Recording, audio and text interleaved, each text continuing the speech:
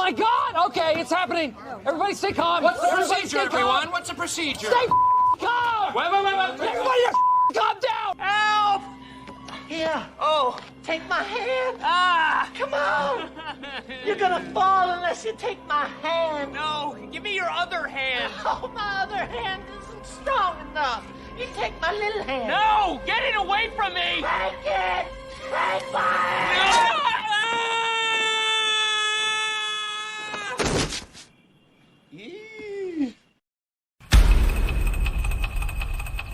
I hear the train a-comin', it's rollin' round the bend.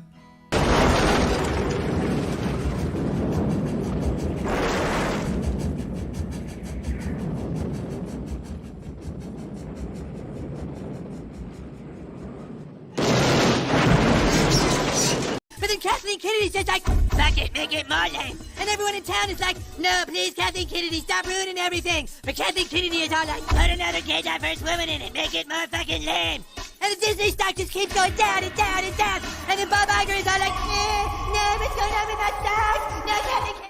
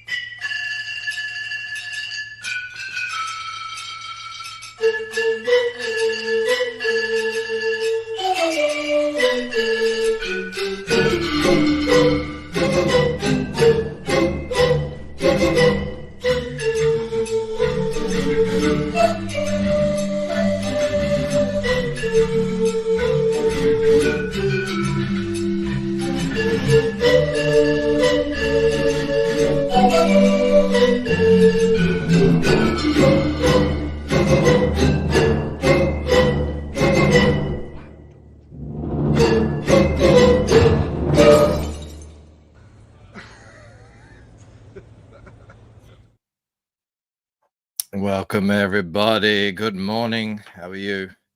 I've been up since 5. I've been up 2 hours. What have I been doing? I don't even remember. No, I've been working a little bit on the other cards. Bancroft showing us all these iconic advertisements, but neglects the legends. Coon cheese. That's a good point, Mo. I don't think I've ever played a coon cheese ad. Now, for any of you Americans who aren't aware, we do have a cheese company here that had to change its name recently, with things that go on. People get offended and everything. We also used to have these confectionery. We call them lollies. You call them something else. I don't know. Called Redskins, but they changed them to like red. I don't know, red something. And we noticed that recently. I wonder if they still have them on YouTube. They do. Oh my god! All right, I'm gonna download this. I'll play it for you now. They're gonna do an ad. I totally forgot about. I don't know why I haven't played any of these. We grew up on these ads. It's this character, this Aussie character. Yet you still call them lollies. Well, look. Old habits die hard. Brands come and go, but old habits die hard. Hold on a sec. Let me share this. I might have to put this into the into rotation. Chrome tab. It's named, I think it's named after a place or a person, or it could be the place is named after a person. Gotblade says it's 3:05 in the afternoon. It's still Halloween here. Happy Halloween to all you Americans over there. This seems disjointed, says Jim Cox. Is Bancroft on psychoactive substances? No, it's just early, Jim. It's just early. Hold on, let me play this. It's been a long time since I've seen this. G'day. Come and I'll show you some of my favourite spots around Australia. Coonamble, Coonalpin, couldn't do a bridge. Stop the fridge. Coonawara, Coongoomerang, Coonabarabran, love that coon taste, man. Now let's talk to some real cheese experts. You mean coon cheese experts, Peter? See what I mean? Been eating coon cheese for 60 years or more. Me too. 60 years? Come on. All around Australia, people love that great coon taste. Say cheese. Now, we never had G'day. Come on. we never had that particular slur here. So it was that whole offense was an imported thing. Completely imported. So I was like, disavow. We never used that word, as far as I'm aware. Apart from cheese. And obviously the beginning of a lot of towns, apparently. So yes. Are you all having a good Halloween? Seems like it's all about to kick off some places in the States. I don't know when it all starts. For us, it was like about 5 p.m. We took the kids out. We have been doing that for 10 years now. Can't believe it. My eldest is 12. She went as a devil. I normally dress up too, but this year I just didn't get time to get a costume together, so I didn't. But my youngest, Clark, he went as a prince. Bankrupt on another one. Stop importing coons, Charlie. Exactly. We don't need to we import enough outside culture as it is. We don't need to import offense and insults. Great so far, says Mark, but too early for the kids here yet. Yeah, you don't want to go too early. Now, I shared this last night. This was Victoria's Hall. When our kids come home, they get everything that they got and then they arrange it in like this. Someone said it looks like a drug bust. And then what they do is they do like an auction swap where they trade between each other. I don't want this. Can you just want to swap it for that? I don't know if that's what Americans do. I got no idea. I don't know if that's just something my kids do. But I posted this thinking, oh my God, this is the most Victoria has ever gotten. And everyone was like, this is nothing. This is like rookie numbers. Ali was like, we used to fill whole pillowcases. And I think I need to explain like the Australian Halloween is probably not much like the American Halloween. I don't know, it might be. But here, essentially what happens is some houses will decorate their houses with some kind of Halloween thing. Some people go all out. Some people just hang a jack-o'-lantern on their letterbox or something. And the kids can go to those houses and trick or treat. But those houses, it's like you might get 2 of those houses on one street. And it could be a really long street. So you got to kind of like weave, and it's a whole thing. So it's sort of like a Halloween hunt for houses. And then eventually, Clark's only 6. He gets tired. So we just like get in the car. And now we're driving driving through the streets looking for houses. So it's like, over a course of about 2 or 3 hours, yeah, they don't hit that many houses. But I mean, God, they got a lot of stuff. And my favorite is the 12s here. I don't know if you guys have them. They're amazing. Obviously, Mars bars are great. These are pretty good. Caramello Koala. Oh, that's a good one. Freddo. A lot of other stuff you guys probably recognize. The worst is always the Halloween themed stuff, like the eyeballs and that's all like weird ass cheap stuff. Henry says, I grew up with a lot of first generation Asians in my neighborhood. I got a lot of weird candy for Halloween. Yeah, the Chinese will give you like weird Chinese biscuits and stuff like that. Michael Teacher says, that's where the trick comes in. No treats, you vandalize the house. Yeah, we don't do that here. It's not really a thing. But pre-COVID, it was getting bigger and bigger every year. It was huge, actually, that you could go to all kinds of, it's got to be like a family area, like lots of families, obviously.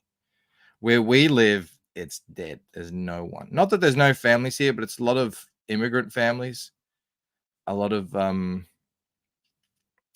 Asians, and a lot of Greeks as well. And the Greeks have been here a long time, but they're not into it at all.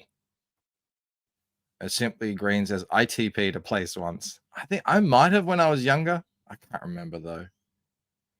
Maybe. We've got Jarro in the house. Says, morning Bancroft. Hello everyone in the chat. Chauffeur driving trick-or-treating. That's what we ended up having to, because it's just too far between each house for the kids, especially the little kids. It's just too far. Like we hit one area where we did walk around and that was fun and there were kids everywhere and that's like great. But then eventually it's like, all right, well, where else do we go?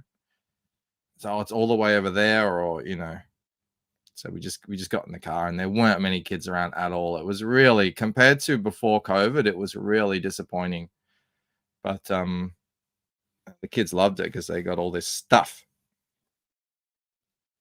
Let me say hello to the fine people in the chat. I haven't even put the first up. Oh my God. Let me go all the way back. Where are we here? It was Jolly Green again. He says, hail chat, hail to Jolly Green. Let me put you up there. Pride of place. Honor him. We've got Awesome One in the house. Jeff Stylus here. Mark's a music obsession. D-Wag. Got Dark Side Comics. I do like streaming at this time because you get new faces that I don't normally see at the 9 p.m. time slot. Sumo Thori's here. Got Blade. What's up, Got Blade? Hail Mo Biggs. He says, everybody, please hit like. He also says, back Band of the Crow on Indiegogo, only $3. Also, the books just arrived. Arvid put out a video of the books arriving already. He's like not even a week into his crowdfund and he's already got the books. He is moving differently. That's for sure. Oh, and subscribe to your boy D-Wag. It's crack for the soul. Yes, do. Darren has been a ray of sunshine coming out of a dumpster these past years. Always fun over there. Sleeping Psychopathy. Take the small hand. We got Gary G in the house. Pardon me. I got that morning cough coming in. We have an actual question about what I'm doing here. I will get to that, Jake. Hello, Jake. What's up? Everyone go make sure you check out Carnal the Barbarian on Indiegogo. Good morning from Colombia. What are you doing in Colombia? Oh, my God. Jake's on like a whirlwind global tour or something. Lolly Redskins. Let's really test that YouTube algorithm. That's Australian talk for you. That's how we talk down here. All right, I suppose I better get on with the show. Did I say hello to Sumo Thori? I don't want to gatekeep him. I don't want to be accused of gatekeeping. D-Wag has been working tirelessly. He really has. He's been out there singing the praises of Arvid and Oren. The books do look amazing, by the way. You could see them. We reached 50 backers on the campaign today. I remember saying in this very chat how big of an achievement that would be. Yeah, that's pretty crazy. I remember the first crowdfund I did. I thought, when it's all said and done, if I can get 100 backers, all and up, you can hold your head high. That's like pretty good for a first time. So I think you're well on your way. It's already, what's it been, a week? Bro, what's Jake? What are you doing in Colombia? Jake's on a mission. If he succeeds, he's officially crack pack. He's going to the source. Doesn't Rini do a convention in Colombia? That would make sense why he might be there. Or they're talking about Columbia, South Carolina. I don't know. That makes a bit more sense. That's probably more likely. But I don't know. I just read the chat. What am I doing? What am I showing off? Everybody, you're all ready, I'm sure. Subscribe to Fractured Mind. Rod is sending in new pages, which is amazing. Rod has a lot of books he's working on, so it's always good to be able to get some time from the Rod himself. So he's been sending me some stuff this week. I gave him the big thumbs up. He's continuing on. That's what we're doing on that front. Also, something new that's happened this week. Global Comics. I've been shouting the praises of this site. I've only read one comic on it so far, but it was great. It was a really nice experience in terms of the UI. And that was, I read Berserker finally after all these years. And it was pretty fun. I mean, there's not much to it. It's a guy just like punching through people's heads. But I feel like there's a bit more coming. So I'm going to be interested in reading that and reporting back on it. But I put up the Lucent Waking Dream on Global Comics. Now, at the moment, at least for now, it's like you get to read up to, I think you get to read the first 19 pages for free. But what I did is I made it so it's optimized for mobile reading. So it might look a bit weird here, but it's like when you read it on mobile, especially on the app, it's a friggin' dream. It's just like everything is right there. Everything's so visible. And I've done this thing where you kind of like it doesn't make that much sense right now. Actually, if I squeeze this in, there you go. That makes a bit more sense. You can see. So if you're viewing it on a mobile, it reads like this and just like takes you around the page so you can actually read things. Because originally I just had it going through on the panels and it didn't really work because you got a really small horizontal panel. I'm really excited about this. And obviously it's early days, but this site is growing in leaps and bounds. I'm gonna have Chris on in 2 days. We're gonna chat about it, what he's doing, what he's been doing. It's been a couple of years since we had him on. He just started, and now he's got DC Comics on there. He's got all the big indie publishers. They started a new vertical edition. Vertical Comics, which I always loved. I used to do that on Webtoon. But yeah, Global Comics. If you want to, you don't have to, but I would appreciate it.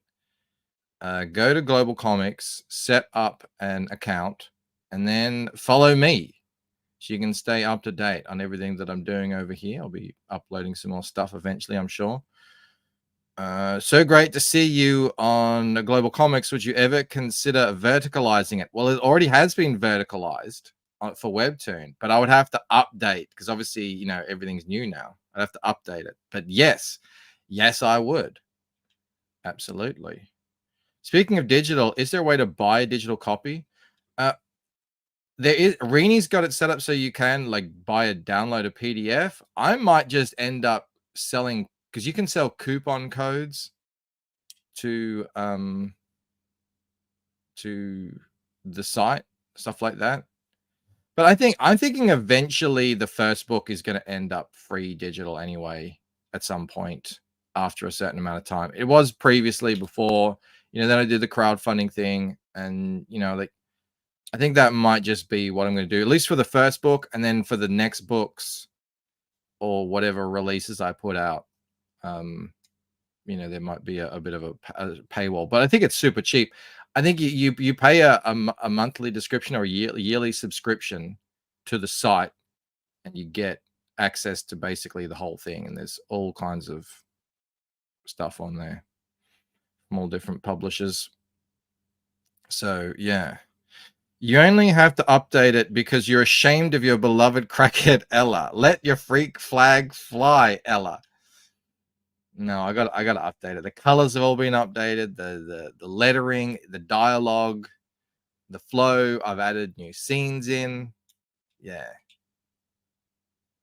Simply Green says, I mean, yeah, Simply Green was telling me on a comment a couple of weeks ago. I mean, I went back and read those faces, man. Yeah. There was one Simply Green pointed out where, you know, where Ella is digging into the wardrobe, looking in the shoebox in the first book. Man, you guys have seen all this stuff, you know, over the years. That crackhead Ella is like, whoa. I don't think you're gonna lose sales releasing that first one. No, I don't think so either. So I think that's what I just want to give it a bit of time because people did pay for digital on the campaigns. Just want to give it a bit of time. I mean, they're gonna have the PDFs. Mark would said, yeah, I'd like to have a digital copy of both as well. Well, that can be an option. We'll see if I have access to that. I think it's like at the moment it's only for people who are on the pro account. So I can't justify paying that. That's a lot more like when you're an actual publisher. You have like, dozens and dozens of titles on there. Highlight the improvements in the book and becomes a sales point. Well, we did that for a long time. The unedited edition was the sort of before and after. Critical Reads loves global comics. I have a few of mine up there. There you go. We'll go follow you there. There's something about that digital ink that really shines.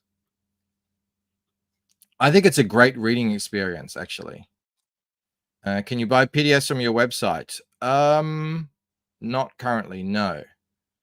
I'm currently, the whole digital thing for me is sort of in flux. Let me think about it. I did have them up during the campaign, but again, I'm to borrow parlance from another creator, I'm thinking of moving differently going forward in terms of the whole way I'm going about this. I don't know if you guys are, I know you guys are paying attention out there. The whole crowdfunding thing is fantastic, but it is, I don't know, I feel like the scene is evolving, the fans are evolving, and I'm really excited by what say Arvid is doing with this Lost Leader, cheap, cheaper books. I'm also excited about global comics being there. And look, I'm not even saying taking webtoons off the table again, because I still have a big following over there. Jim says, someone who cut their teeth in webtoons worried about PDFs? No, I'm worried about selling them. It seems weird to me. Maybe you guys think that's completely normal. Like, is it completely normal to have a comic available to read for free digitally on a site, not in PDF form, but then sell a PDF as well? If that's not weird, if that's fine, then I'll put up PDF. I just thought that's a bit unusual, because that's what I'm thinking. I'm thinking of just, putting stuff up again, letting it be free to read. If you want to buy the physical copy, buy the physical copy. But if you want to just read the story first, go for it, have at it. I don't know. I haven't really come to a conclusion on that. But people might prefer to read PDFs. To me, I've always thought that's kind of weird. Like reading it in like Adobe, but people do. If I'm going to read digital, I much prefer to read either vertically or with this Global Comics Interactive. Try it and see how it goes. All right. I will. Digital always been either free or a budget option, few dollars. Yeah. Previously, I think I've sort of like tried to keep them similar to the physical, just minus the shipping, maybe a little bit less. Because I just don't know. I mean, just looking around, seeing what other people are doing with crowdfunding. I've seen people putting up pages of the book for free on Global Comics while that book is funding. It seems like a great way to get more books. That's what I'm thinking of doing. Maybe a coupon code. You can do that as well for folks already bought the physical copies. Yep, I would totally do that. Actually, could be a really good idea for an email to send out to everyone. At least to me, I don't value it that much, says Simply Green. Is it available as a PDF for free, or do you have to scroll? It would be a scrolling thing for free. So if that's the differentiation point, maybe that's what it is. No, not weird at all. Okay. I've been backing books in the PDF version, if not included. Darkseid says, I'm hesitant doing that. I want to make a name for myself. Yeah, if you're just starting out as well, I would be a little bit more hesitant. But I feel like I've been doing this a few years now, more than a few years. So I'm kind of fine with it. And I'm fine with having the story out there to read, at least in like a vertical or scrolling format. Simply Green much prefers CBR to PDFs. I wish I could give all backers free digital access to the book on Global Comics. Never give anything away for free if you can get paid for it. Free becomes the future value of your stuff. Well, you're not. It's like you read the story for free, but you obviously you don't get the physical thing for free. I don't know. I feel like after a certain amount of time, they got a year, 6 months, a year and a half, whatever it is. That's sort of where I'm kind of heading towards. That it's like, okay, because I mean, if you think about it, eventually, like to get new readers, say like, oh, I just found out about the Lucent. What are you on, book 4, book 5? Oh, how do I catch the story? Oh, I've got to buy all of these copies. That's just not going to work. Like I've got to buy in for $100 and something. That's a hard sell. So yeah, like that's something that everyone has to consider, and it is still expensive to, like, if you consolidate it all into one book, that's expensive too. And Critical Reads got my books in the mail. Excellent. He's planning on reading this weekend. Well, I hope you enjoy them. Yeah, I don't mind minimal payment for digital. Also encourage creators to consider 4 to 8 pages free previews. Well, I've got 19 pages out of a 60-page book, free to read at the moment. And then you gotta buy a membership to the site. But I would absolutely consider the coupon for all the for everyone.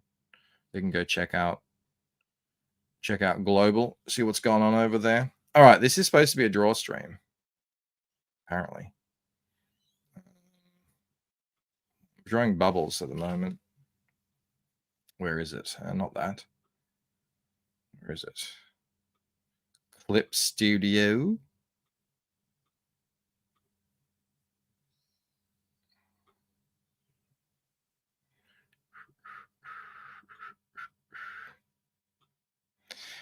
You make a cheaper physical version, says right. Well, even if it's cheaper, it's still, do I crowdfund that? Because otherwise I don't have the cash to print a cheaper version.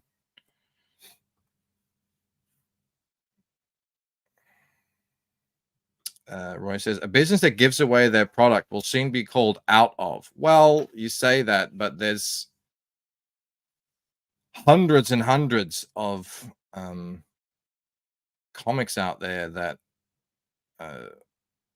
you can go and read right now all over the place, and they're doing great. They get there, they have like, or they have millions of readers, and then they sell their physical or their merch or whatever, and they make a ton of money. So it's not something I'm just going to jump into, but it is something that I am definitely considering. And also, there's a way that you could do. It's like you could give people the first part of the story as you go, and then if they want to read the finale, the ending of the story, they got to back the crowdfund. That's another thing I'm sort of considering. So we'll see. Mo says, yeah, in my business, the first hit is free. I was doing great until the police and big pharma started cracking down at independent creators like him. They're always big government doing that. All right, what are we looking at? What do we got? Now I was freezing earlier. Now I'm hot. Whenever I start streaming, things warm up. They heat up in here.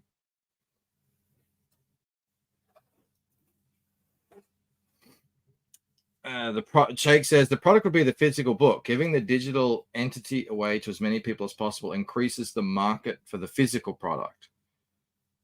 That's sort of that's the thinking, but there is still a price attached to it, at least initially, with the account. You sign up and stuff. Jaro says, yeah, I have a ton of print books that were originally free web comics.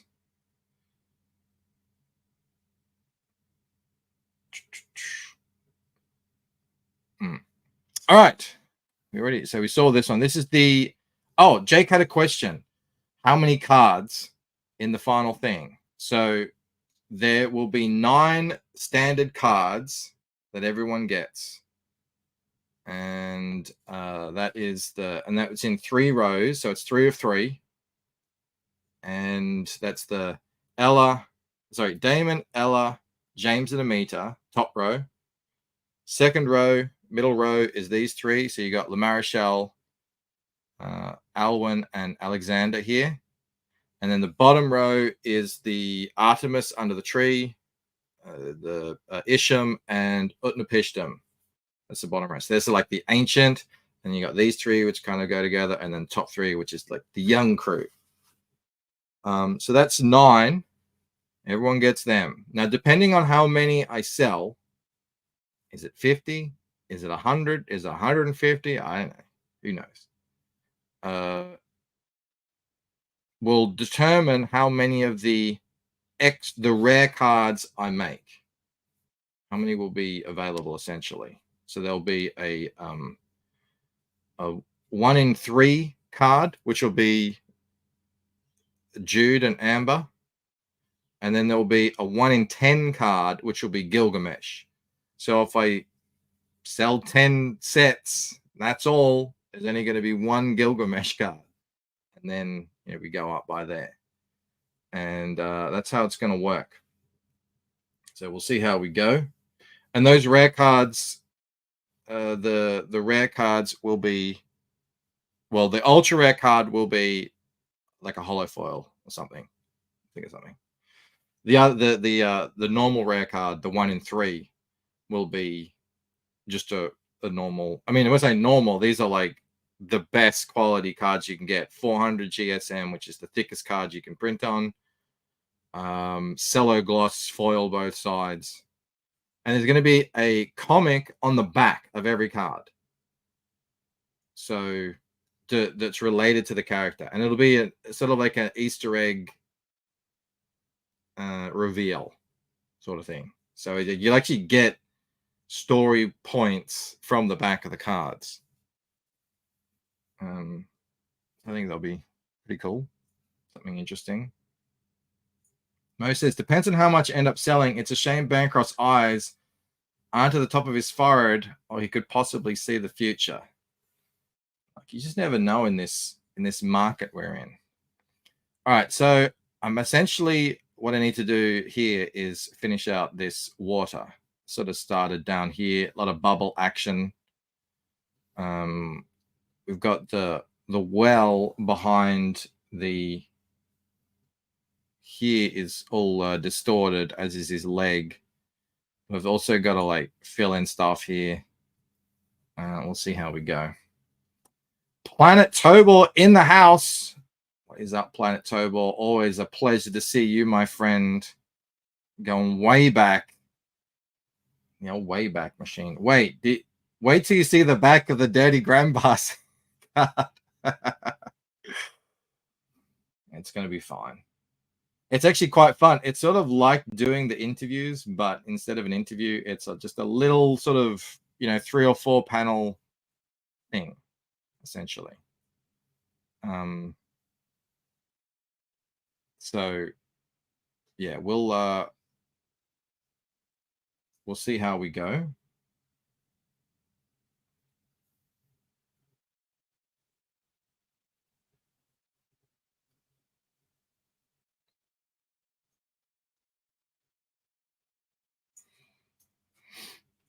It's scratch and sniff, says Gotblade. Oh my god, could you imagine? Robert have a conniption.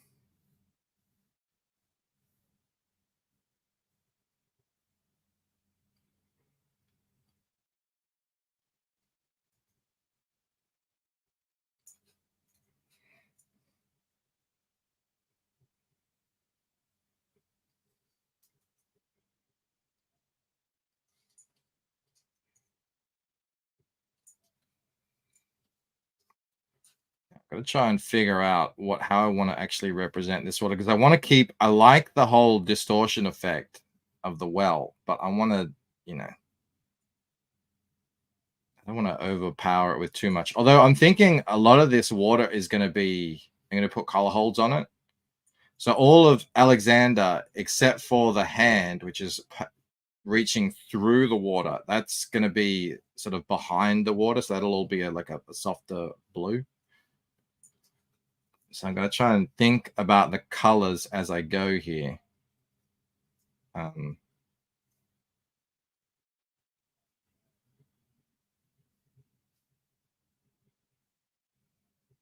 Not try and overpower it too much, but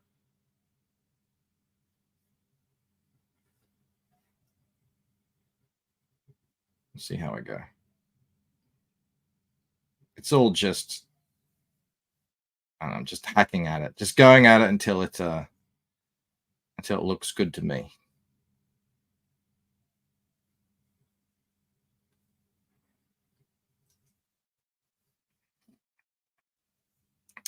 Bring on Roy and Jasper to have a print-on-demand quality debate.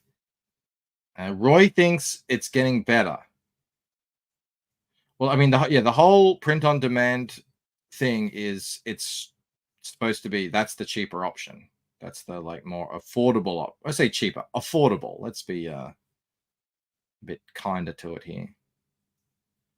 But yeah, I don't know. I've received a couple of print-on-demand books, and yeah, it's not anything I'd be particularly interested in. But yeah, maybe it is getting better.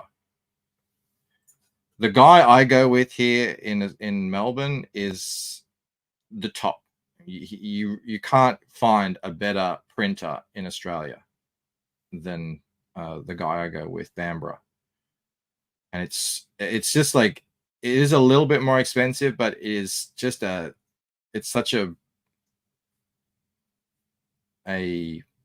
relief to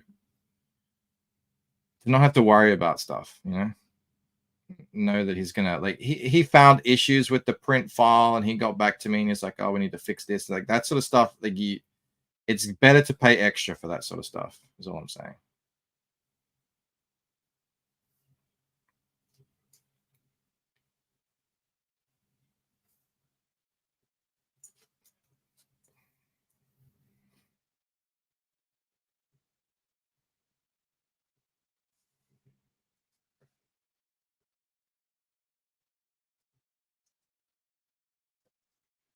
Turn stabilization off.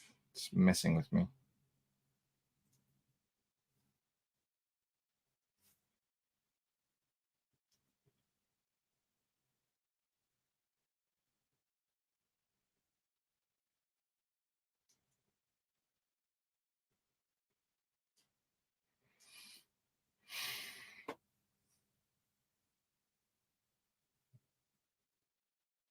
Jaro says, cheap physical copy seems weird to me. Give me a cheap digital and deluxe physical all day. Yeah, like, I understand a lot of people are very, you know, kind of entrenched in their ways. This is what they think. This is what they know.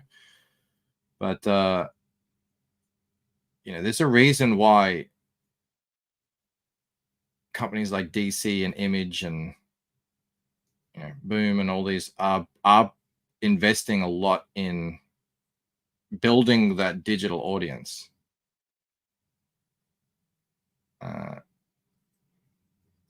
You know, and the numbers, say, on a site like Webtoons don't lie. You know, Webtoons is bigger than Marvel and DC combined in terms of readership. But we'll have a chance to chat with Chris about all of this on, is it Saturday? Sunday. Saturday. I always get confused with the time dates. Michael, do you have original art of the Lucent? Did you ever blue line the art and ink traditionally on the pages? I don't blue line. I do like a soft printout, and then I go over that. But I never like drew traditionally, you know, like do pencils traditionally and then ink that. But I have tons of, I mean, call it traditional. Like physical, that's a better word. Physical art. I've done covers. I did do pages on the first campaign, but it was too much time. Just got to draw it again. But all of these cards will have their physical equivalents available, and these will be auctioned when the cards go live. So you have a chance to get a physical inked copy, and I ink with pens, with Copics. Bancroft's art is traditional, says Mo. If you consider art woman's work and tracing the man's job, it's kind of like tracing, but it is. And there's something to it. There is a sort of a skill to getting the thick to thin with the pen and everything. So, yeah. Sumo says, I got my sights on that Ella. Which one's that? Yeah. The Ella backside. Sumo wants that one.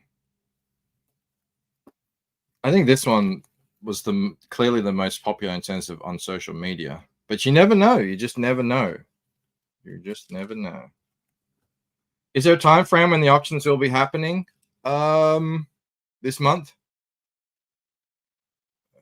I'm a little bit behind.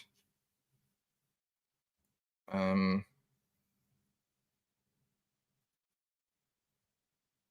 we'll see. Roy says Webtoons can have a gigantic readership, but if it's not making money for the creators, meh. If it's all merch, t-shirts and stuff, meh.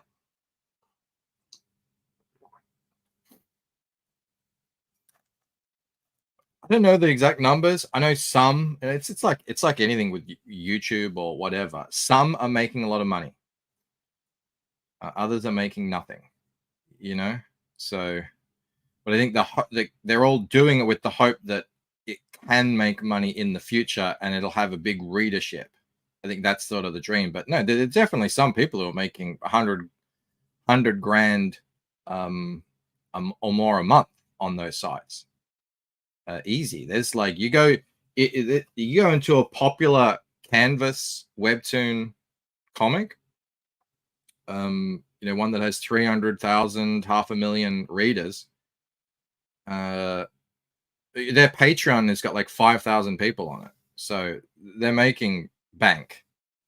But yeah, not through the sales of the book. But then eventually, they do put out a published thing, and usually they go pretty well. I mean, I can't vouch for everyone, but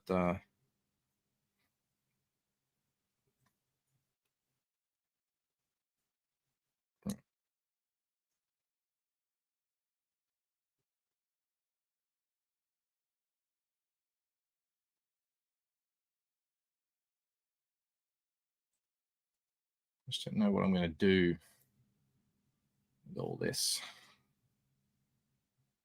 water. I did a piece with him ages ago, and it was like it was craziness everywhere. I don't know if I want to do that on this. I don't know. We'll see how we go. I'm just going to start drawing in bubbles everywhere. It's times like this, I wish I had a bubble brush.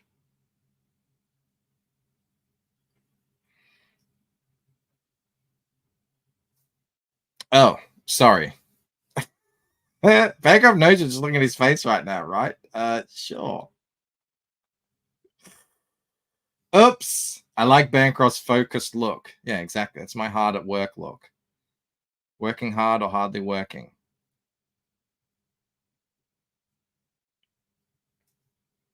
I totally knew that. Obviously, You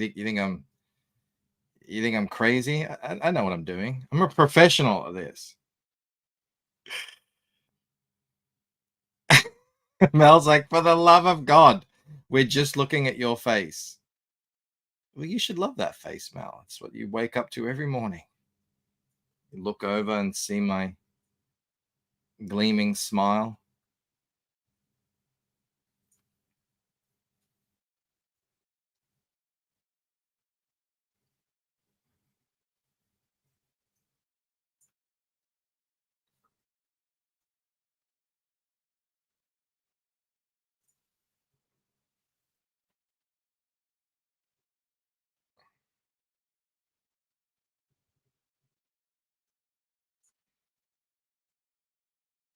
Sumo Thori gifts 5 membership. It has begun. We are trying desperately. Great passion to get a membership for Mo Biggs. It's been many weeks now. We haven't been able to secure one. Big Daddy Filth, William F, Timothy Fitzgerald, Dark F Comics. I got gifted one of his yesterday, and that was barely even in his chat. Jake CB, all gifted new memberships by Sumo Thori. Thank you, Sumo. Mo says, imagine waking up to Bancroft's drawing coloring face while looking down. It's like, oh. Thanks for trying, says Mo. I mean, this is getting crazy now. How long can this go on? And what are we going to do to celebrate when the curse is finally broken? If it's finally broken. You little ripper! Thank you. Thank you very much, Sumo. Incredible generosity, as always. Always appreciated. Thank you, sir. As Henry Bemis points out, congrats to all the long-time chatters, members of the chat like Big Daddy Filth, yeah, Jake CB. Where would we be without these guys? I mean, they really make the dream work with their just continued support and presence. It's always greatly appreciated. They show up every day. We see them, we acknowledge them.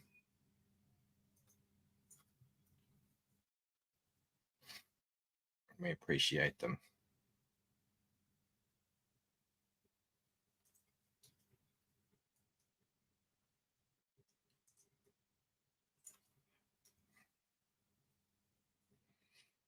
When is the auction? Will they be posted on eBay? Yes, and I will let you know well ahead of time.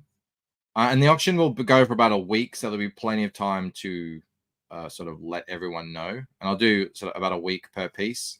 That should cover about the amount of time that I'll have the sort of main funding period. It's not really like I don't know. It's sort of I'm going to try my first sort of pre-sale because I don't know. We'll see how we go. We'll see how long the back sides of the cards actually take me to draw as well, because I've got to do them too. And that's no small feat. I mean, it's not going to be super duper detailed art because it's so tiny. It's going to be quite simple. But yeah, it'll be. I'm hoping for November. But I'm not sort of making any promises just yet. Anyway, they'll be on eBay, and they'll all be timed to end on a stream. So we'll be live when they end. So you will be able to bid, while we're here doing what we do. Which I think will be fun. Because I've done the auction on the stream before, and I know a lot of others do as well, and it's okay. But it's always a little bit weird. What if Big Daddy Filth is B Rose's alt account for his Baldo bondage channel? I wouldn't put it past him. Could be a thing.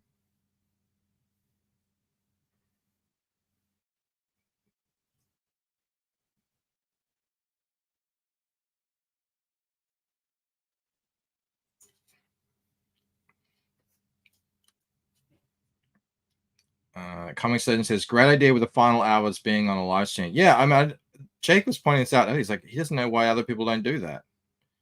Because we all just sort of do what has always been done. We have these auction streams. You get a whole bunch of people on, and then, sort of like, it's like take it in turns. And, YouTube live streams were not designed to run auctions. Now, eBay takes a decent cut, but they have it perfectly set up for an auction. It's that's their thing. That's their whole shtick. So yeah, they get their cut, sure, but they've set up the whole system.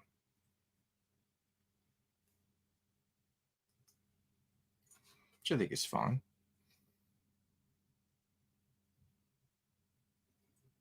You know, and there'll be, so before the first one, I think will be the Damon one, and it'll start a week before I put the cards live. So when the cards go up for sale, that will be the night that we do the stream where the Damon auction ends, and then that night we'll start another one. Jake says, yeah, it just seems so obvious.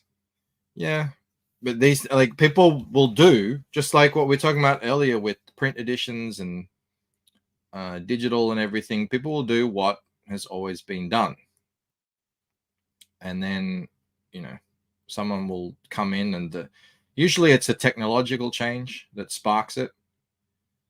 You know, someone will come in and do things a bit differently, and it'll be like, oh my god, why weren't we doing this the whole time?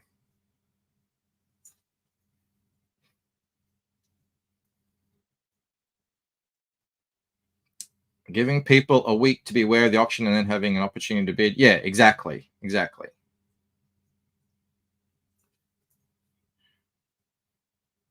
And by now, I'd say most people have an eBay account, I would imagine.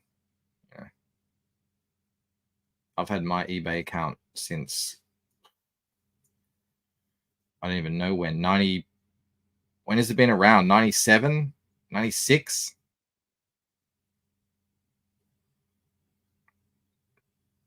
I was selling t-shirts on eBay.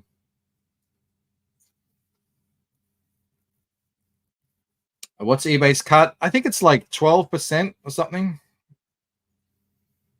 They changed their thing, so it's everything you can list for free now, essentially, unless you have a shop with thousands of things. But they take a bigger cut. But it's not like there's no fees on PayPal either. You know, it's just like anytime you use any service, there's always going to be some kind of cut someone's taking.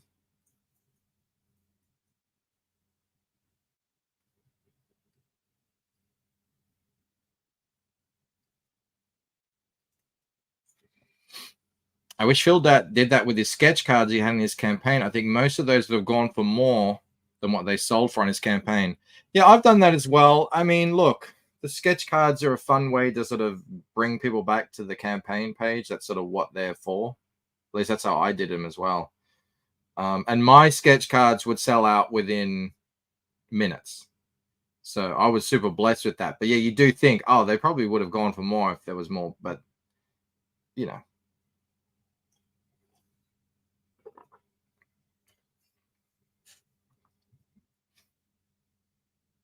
I'll be interested to see how much these go for, because I've never done anything that scale. It's not original art size, but it's bigger than a sketch card. So I don't know.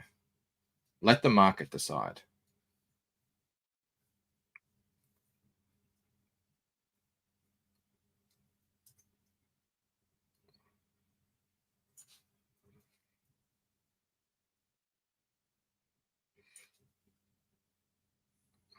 Citizen Roan has had his eBay account since 2001. It's been around. Remember old eBay? I love the old story about how eBay is so old that this was sort of pre-best practice user interface stuff. People didn't really know what they were doing. They were learning on the fly. You know, eBay's old site looked like an old HTML site that you used to build in computer class.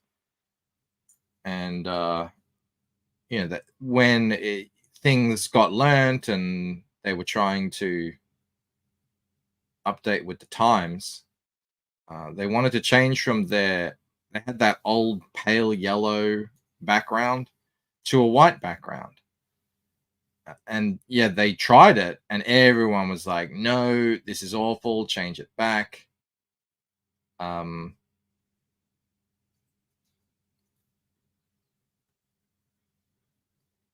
And so what they did is they changed it back to yellow, but then gradually over many months, maybe even a year, they just slowly made the yellow lighter and lighter very gradually until it was white anyway. I always like that story.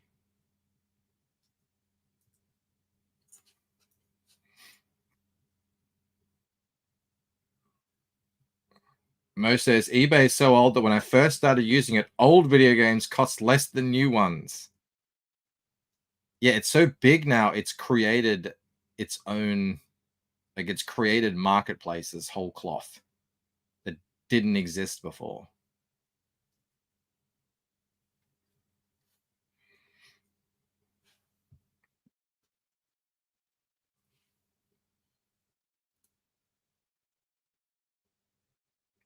Comics Legend said, I was the one who suggested to eBay to send a friendly feedback reminder for buyers and sellers because some people never left feedback, so your reputation wouldn't grow. Well, thank you for that. Yeah, I said I have an. That's a cool thing about Shopify. I have an automatic email that gets sent out after like 2 or 3 weeks that someone's bought anything on my site to ask people for a review. And yeah, so I'll get like maybe a review a week. Someone will do one after the big push I did, which is always nice.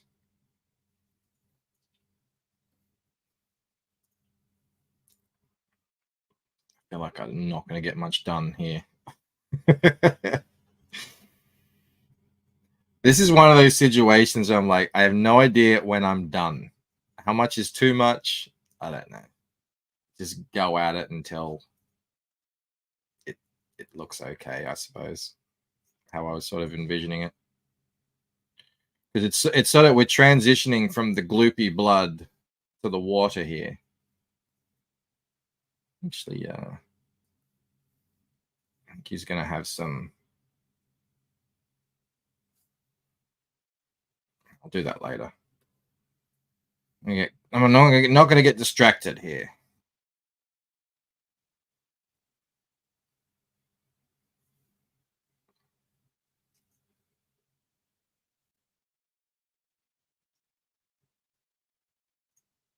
I'm going to get too distracted anyway.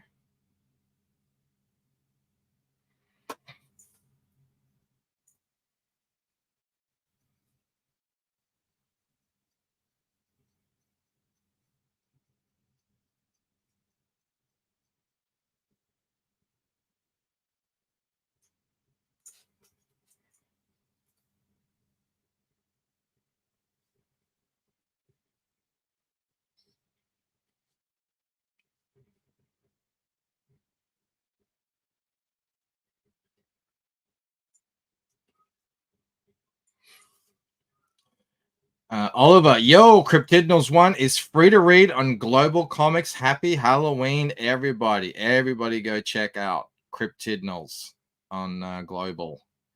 One of the best books of the last few years. I had such a fun time reading that. Ever since I saw it, really, I was like, this is something a bit special. And, the boys came through.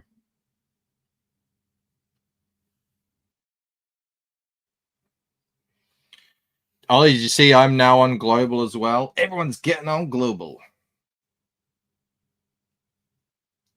I should have done it a while ago. I was just so focused on other things.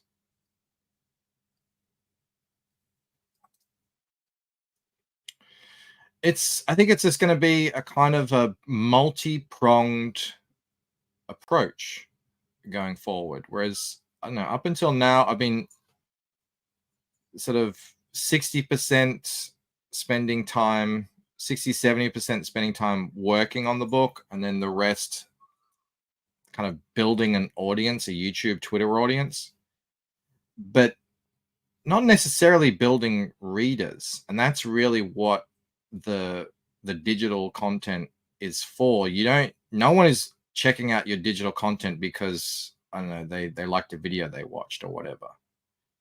They're checking it out because they want to read comics. I think it's good to have a bit of both. So I'm going to be doing that, like spend half the marketing time building the audience, then half the other time trying to entice new readers. I think that's a worthwhile it's worth taking that time and investing into that. So it's great to see that 656. They're doing conventions, they're in shops, they're really getting themselves out there. So it's been pretty cool to watch. I think I'm already following you, Michael. I'll follow you back, Ollie, when I jump off the stream.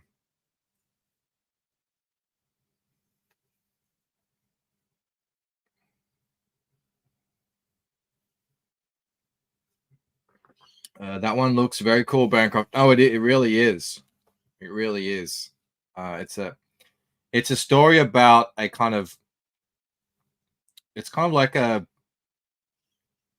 it's also like a war between all these cryptidnals, and this woman gets dragged into it, and it's got this really I don't want to misrepresent the style. It's this very like black and white, really kind of scratchy lined style that was just. I remember the first time I saw it, actually, this is what I chatting about with the guys. It's like this style is perfectly adapted to this story.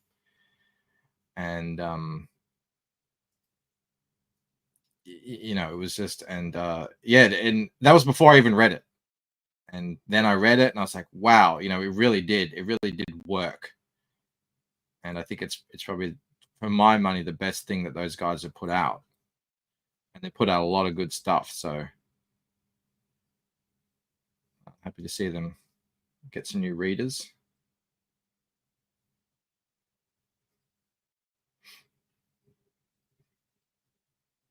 Jake says the Carnal trailer is at 6.2 thousand views now, which is insane, but I'm not sure it's converting into backing. Yeah, that's the sort of thing. You build up the audience. Doesn't necessarily mean they're going to come and sort of support what you're doing. Because if you think about it, they just like the look of a video you did. It's not quite, oh yeah, I'm here to read a comic or something. I'm here to support some indie creator. They just thought, oh, this looks pretty cool. All right, I'll see what this guy's up to. It takes a long time, I think, to really turn someone into a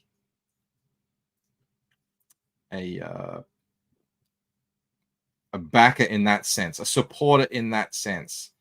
And if I think about the people that I support, in terms of I buy whatever they're making, or I support them on Subscribestar or whatever. It has taken a long time, and there's sort of like there becomes this sort of emotional attachment or investment into it. And so that, for instance, there's this guy I've been watching now ever since back during COVID. And he's gotten quite famous now. He's called Brent, and he has a channel, Ghost Town Living, where essentially he and a couple of investors bought a ghost town, a mining town in rural California, up near Death Valley. And I've been watching this guy's videos for 4 years now, maybe 4.5 years, and I love him. I really feel like I'm kind of invested in his story now. Having said that, he's sold coins. He's like that he's found in the mine or whatever. He's sold books. He's now got a Kickstarter for a board game, and I love board games.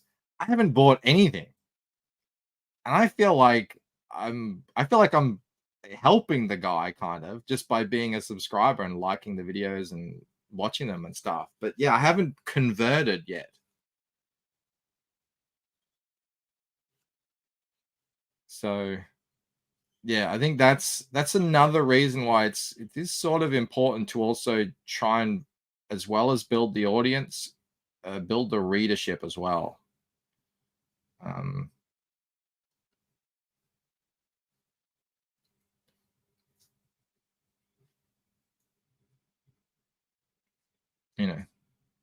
Just because someone likes a video, and it was a cool trailer. It is a cool trailer. Doesn't necessarily mean they're going to be, oh, okay, I'll check out this guy's comic book. But still, obviously better than no one watching it, You never know. Like, some of those people might show up in your stream one day, Jake, and be like, "Oh, I remember some of this. What is all this?" And then they're like, "Oh, this is cool."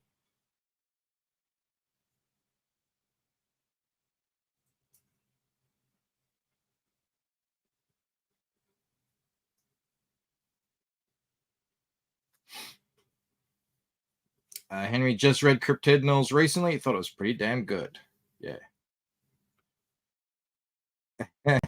Death Valley. He needs all the merch sales he can get for air conditioning.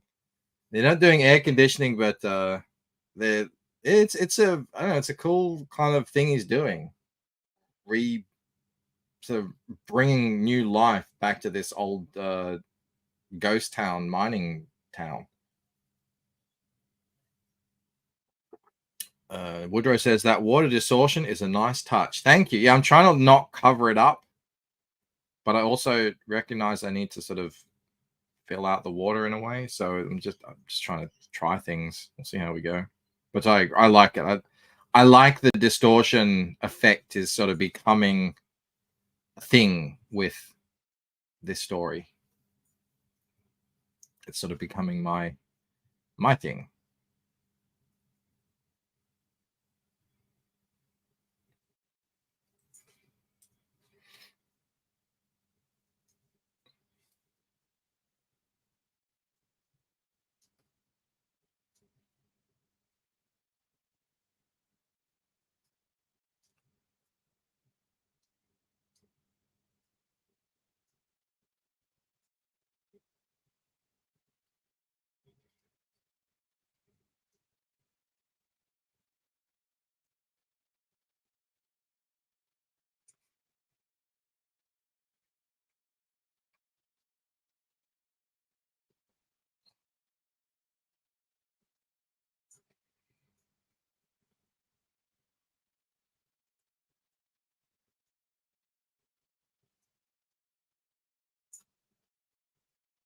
Critical Reads loves Ghost Town Living. I've been watching forever. Yeah. I think I caught his third video, watched the previous ones, and then I've been watching ever since. It's just like he's a very infectious dude. He's so positive, and you know, I was there. I was like into it, and I think about his 10th video that his hotel burnt down, and I was like, oh my god, the devastation. I didn't think he was going to continue on after that. That was like brutal. But it's being rebuilt. It's crazy. And he was like, we're going to rebuild this in a year. Like, I don't think so, pal. Not during COVID, not up there.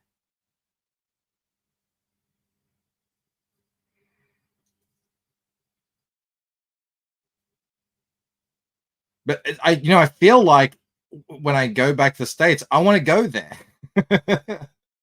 You get sort of attached. You feel like you're part of it.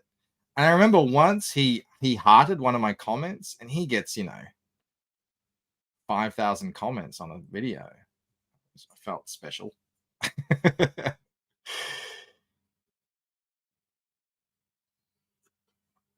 The hottest day recorded in Death Valley was 134 degrees, 57 in Communal. I mean, that's crazy.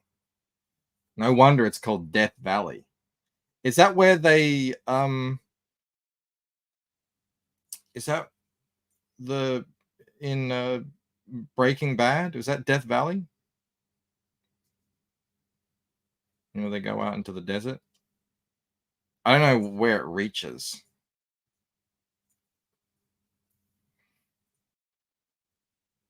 Jake says, I hope it's not too long before you're over here again. Me too. It's such fun over there.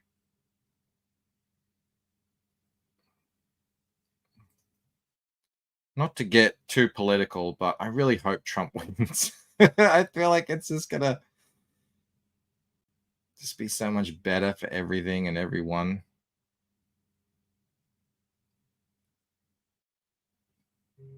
But yeah, no, I do hope I can get back over there soon.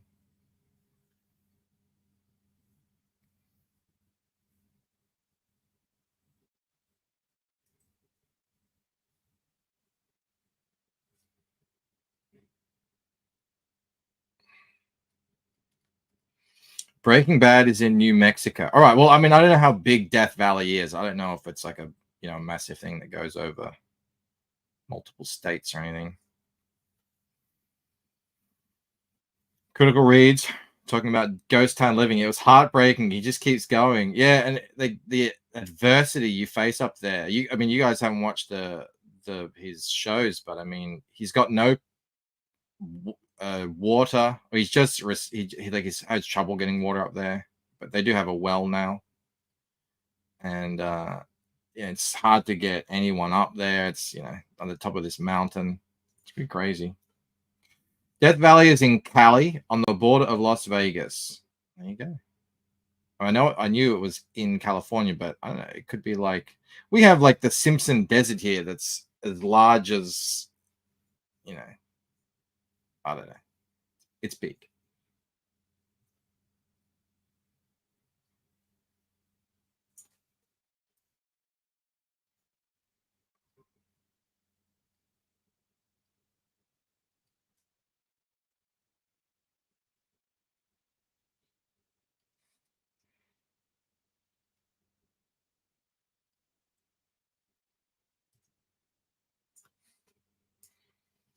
Dave Brink in the house. Genuine Comics. Go and grab yourself some Perfect 10 like I did just recently. Very much looking forward to it. If there was one man who could get me back into superhero comics, is it Dave Brink? We'll find out.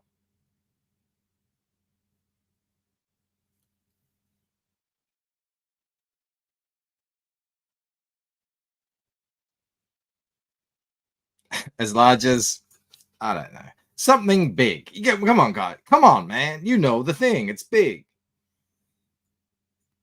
Copblade says, Callie is hoarding enough water for everyone just for the power of it. Well, that's the interesting thing about this this channel that I'm watching is the location of the place is at the mine, Cerro Gordo, is above this lake, and that lake was the lake where LA got all of its water from for a long time. They've just only recently stopped using it, so it was completely dried out. That's why they stopped using it, and now they've stopped doing that, and it's coming back. The lake's actually coming back.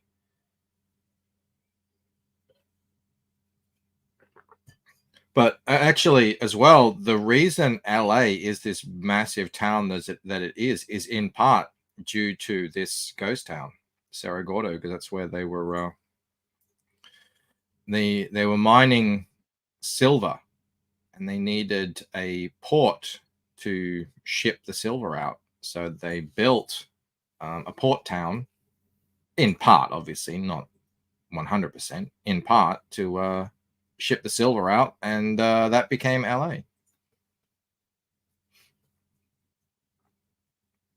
California used to have the biggest freshwater lake in the world, says Gotblade. I didn't know that.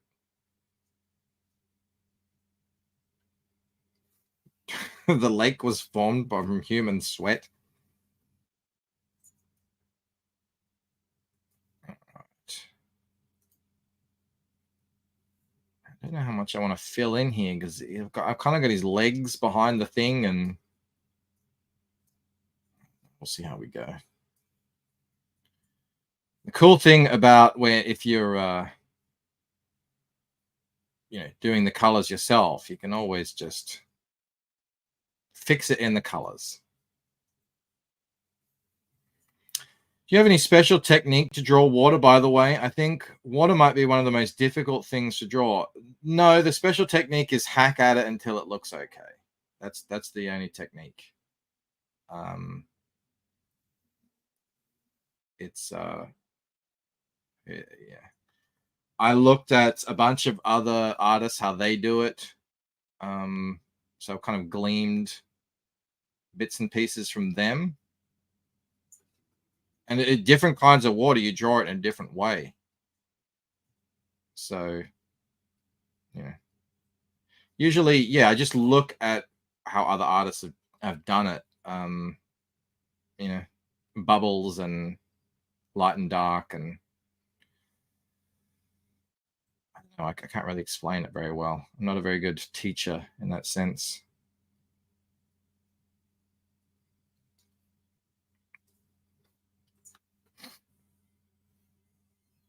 I thought the trick was to trace the wave. Yeah, I have been accused of tracing the wave before, and I admitted, I did use that image as the starting point, but you can't trace water. It's not a thing. So it's like, yeah, you can use it as something to start, and you can kind of like, I can't remember what artist said it. They said something like,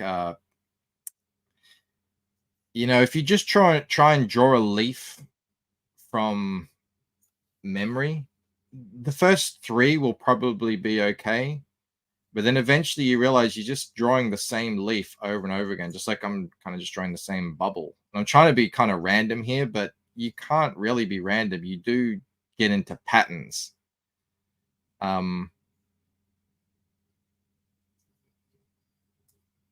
So that's why I always do advocate like looking at things and going off them to sort of get that verisimilitude, is that the word, into the art.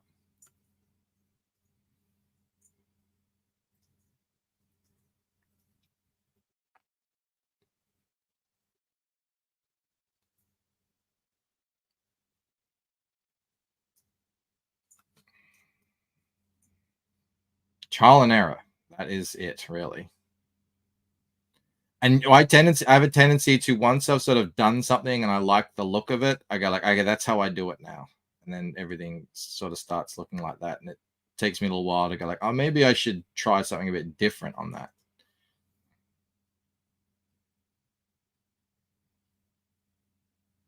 I feel like I have a way that now I draw trees, that's how I do them. I have a way that's how I draw buildings now.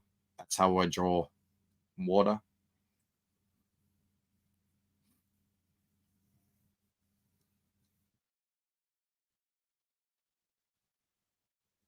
Woodrow says, yeah, water and fire, I feel, are these ethereal elements that can be very hard to capture. Actually, yeah, you're trying to capture these moving,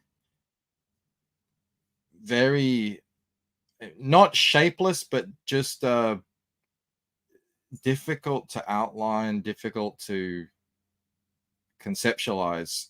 And then you're putting them onto 2-dimensional plane and trying to, recreate that everything. And I remember, I think it was Monet who said he'd like drawing the reflections of things in water will drive an artist mad. And I think artists have since perfected that. You see these artists who can replicate water effects and everything to a photographic detail.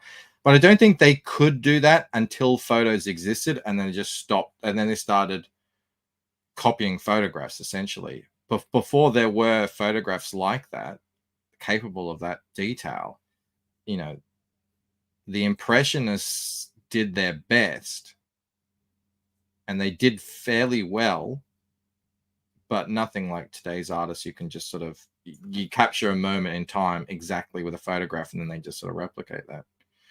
Alpha Channel is here. He says, hey, fam.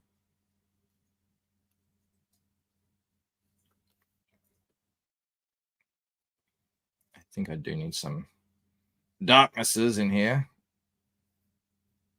Let's see how we go.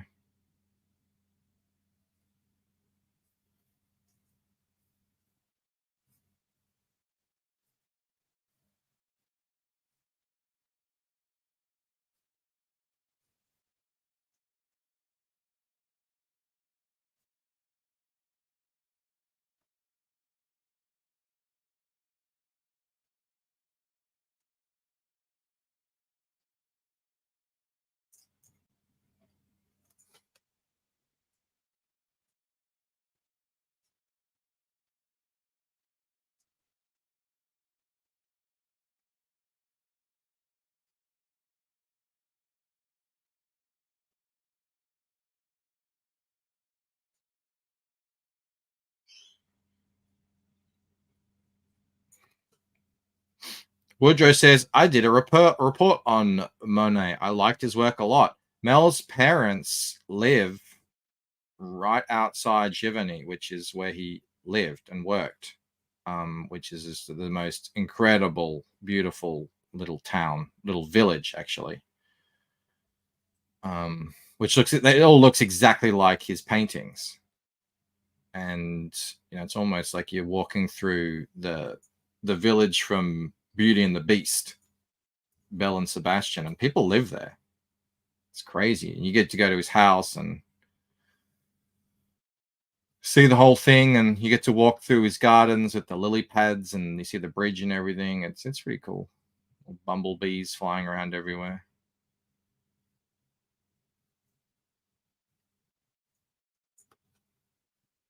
I'd always hoped that what we're doing here would be like the Impressionists, because there's a lot of similarities in terms of rebellion and shaking up the status quo. The Impressionists were born because at the time the Academy of Arts in Paris was very strict in the kind of art that they appreciated, essentially. And I mean, it's great art, so like Caravaggio kind of style, beautiful representations of classic stories and stuff, history, religion, Roman Empire, that sort of stuff. And the people who ended up becoming the Impressionists couldn't get in, and they weren't allowed to be artists. Essentially, they were gatekept, to use modern parlance. So they just created their own exhibition.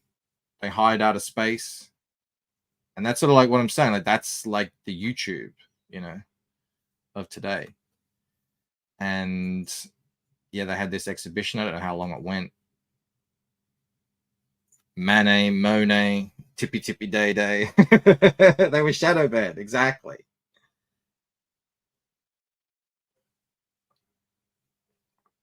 And yeah, they created what we, they created the conditions or what we consider the, I don't want to say modern art, because I think that's misunderstood. But they just painted all sorts of things. They painted mundane things, like what they saw, in a new weird way. What we would consider now old and beautiful, but at the time it was very avant-garde. And they just sort of they created their own thing.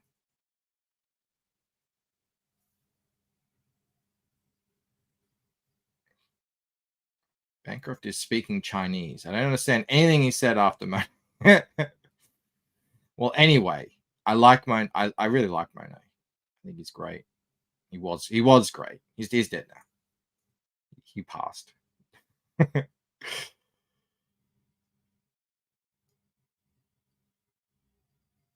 case, spoiler alert, in case you didn't realize, he's gone.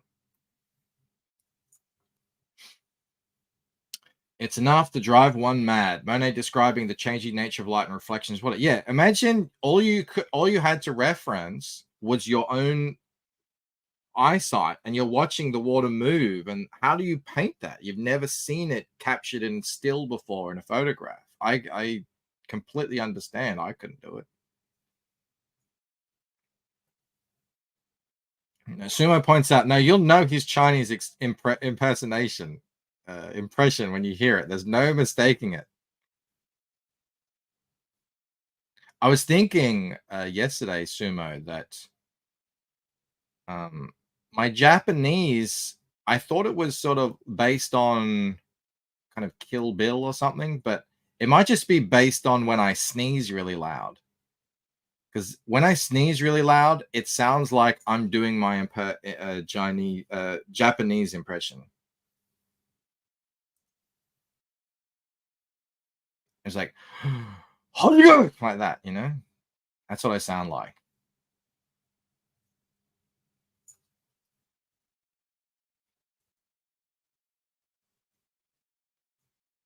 There's a funny that, you know, that guy that does the I think he does the Oreo thing, like Oreo, that guy. I think he did one as well where he did all the different accents. And he said Cantonese is like a roller coaster. It's like like that. Oh, that was funny. And he said Japanese is like starting a chainsaw. Like that. That was really funny too.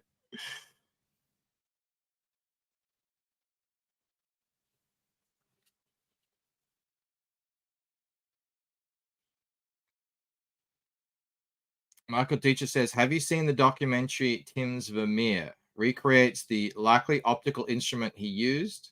Interesting in light of recent talks about 3D assets and real art. Oh yeah, I know, right? I have a somewhere around here. I have an Oculus. You know, that thing that you can look through and draw things in 3 dimensions and stuff.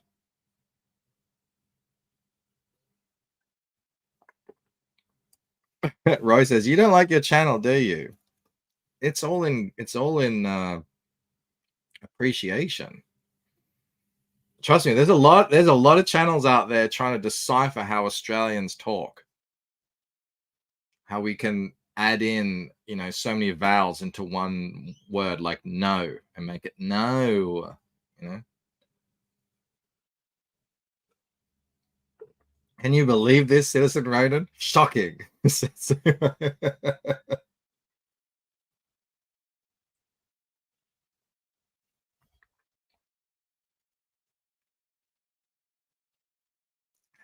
disgraceful.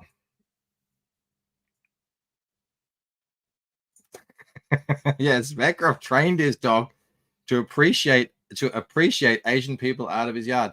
No, that already existed. He came to us with those prejudices already. We just noticed them. And she was too old by that point to sort of, you know, educate her out of her prejudices. So we just let her go. Yeah.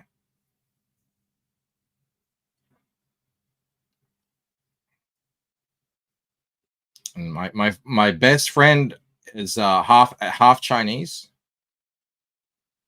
at the time, but he's still half Chinese. My best friend at the time, and yeah. So if his mum ever came over, it was fine. But if his dad ever came over, oh my god, he wouldn't even come near the door because Georgie would be going crazy.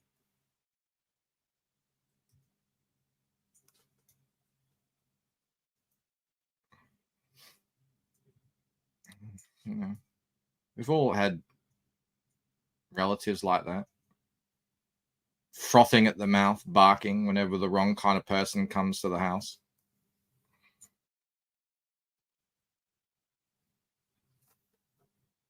Shane Gillis and Tony Hinchcliffe got cancelled for doing Asian accents on YouTube. Well, that's just silly.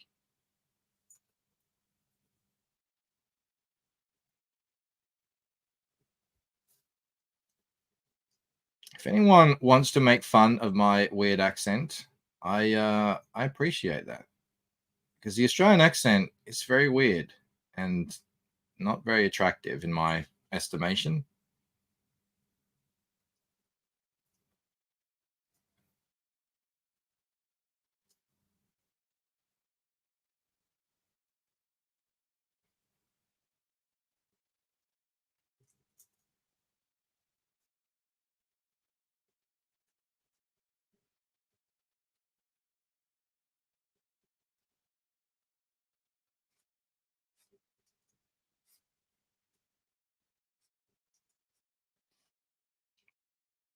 I'm not racist. My best friend was half Chinese.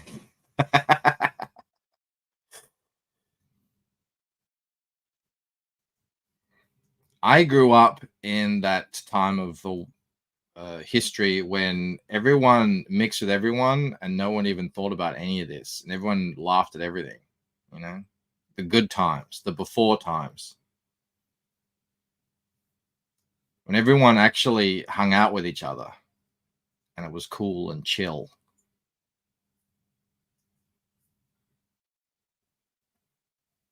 Good times.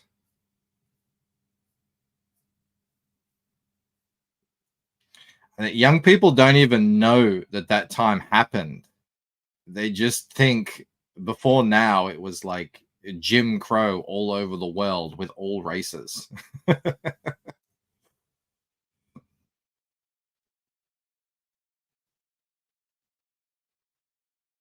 always thank Australia for our blue heeler. That animal struck fear into half the country.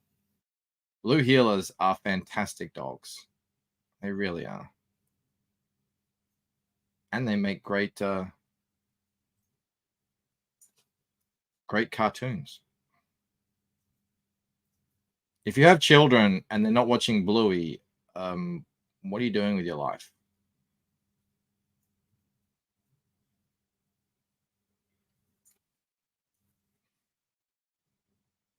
Bancroft lived his entire life from 1994 to 2001. Better times.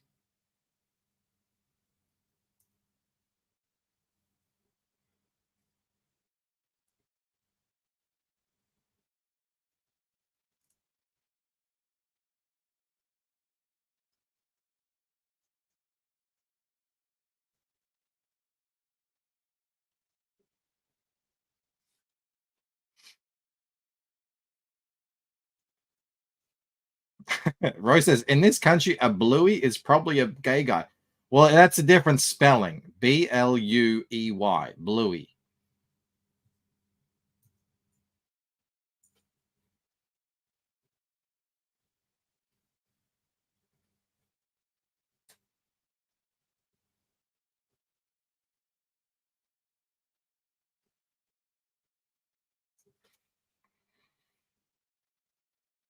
Bancroft fondly recalls the Australia of his youth as portrayed in Rumper Stomper.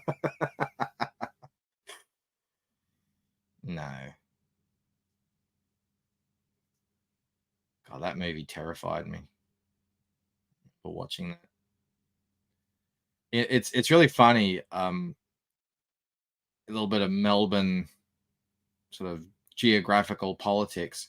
Melbourne is divided into the east, or sort of like the southeast, I would say, southeast, because there's not much in the east. It's sort of very rural.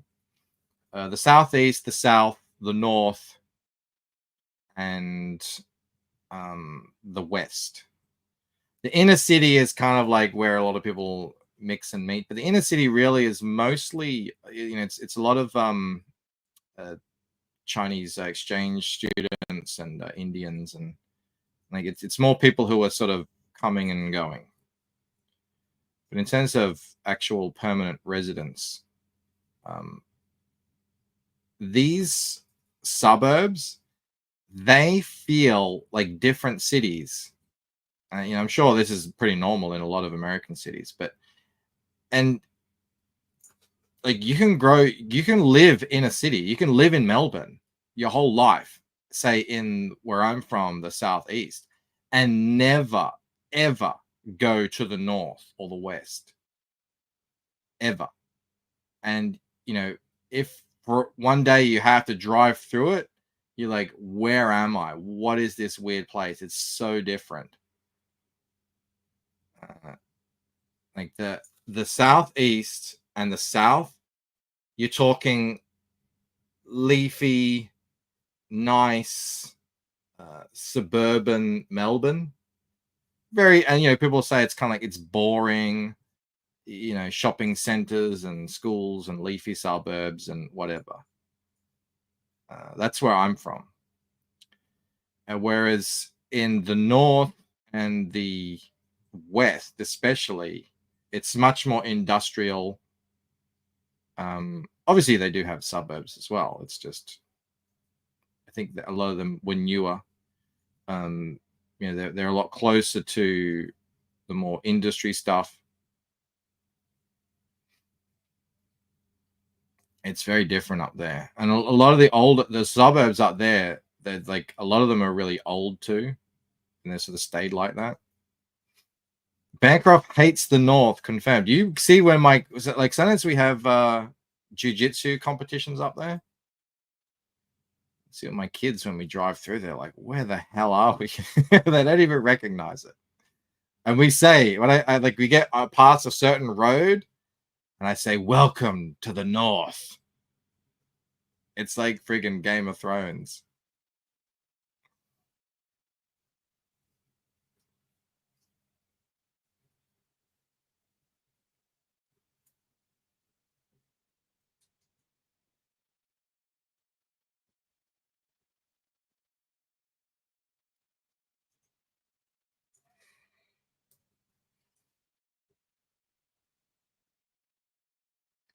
And he says, the North remembers. Yeah. And it was funny, you know, growing up, you know, they make you read books written by local authors and stuff like that. And you would read these books set in the North. Actually, I think the Bartons are from the North, but they've sort of been a bit of a more inner city, trendy, bohemian, hipster kind of area North, I think.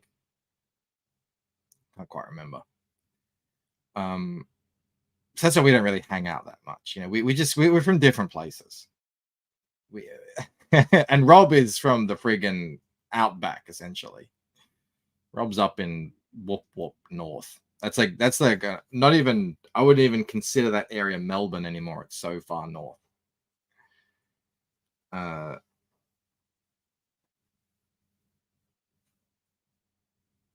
But yeah, you read these stories from these authors, and they're talking about the East and the South, and they're like, oh, those stuck, like they, you know, they have an idea that everyone over there is like super rich and, you know, well off, and everyone lives this cushy suburban life and everything, and they're like, they hate them all. I was like, oh my god. There are rich places, obviously, in the East and South, but you know, not everywhere's like that.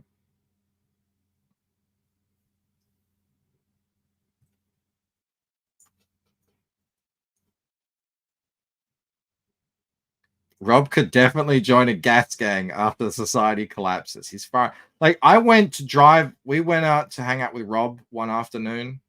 I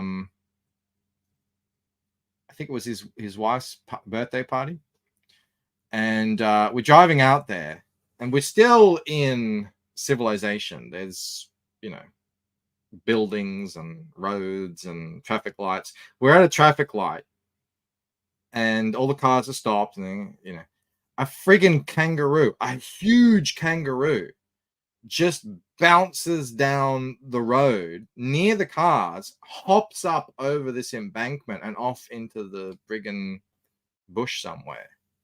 Like, I would never see that. I've lived where I've lived in Melbourne since 1987.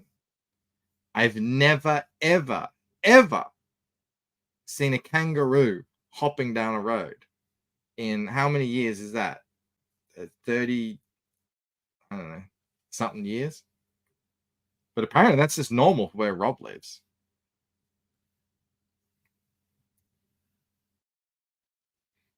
If we want to see a kangaroo, we have to drive out to a specific place. That's the only place you can see one.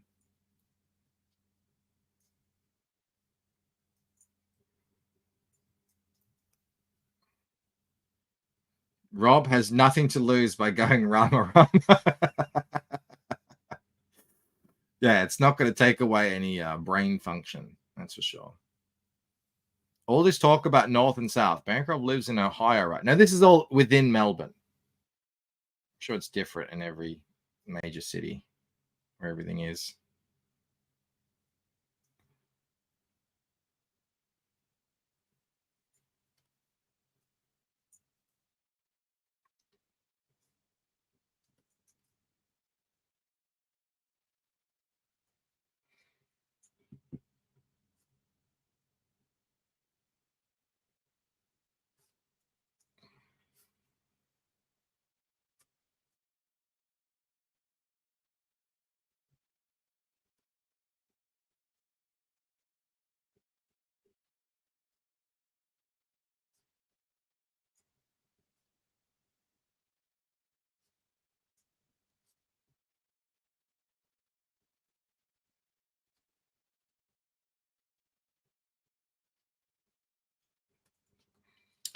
Well, well, well, says Raiden Radio.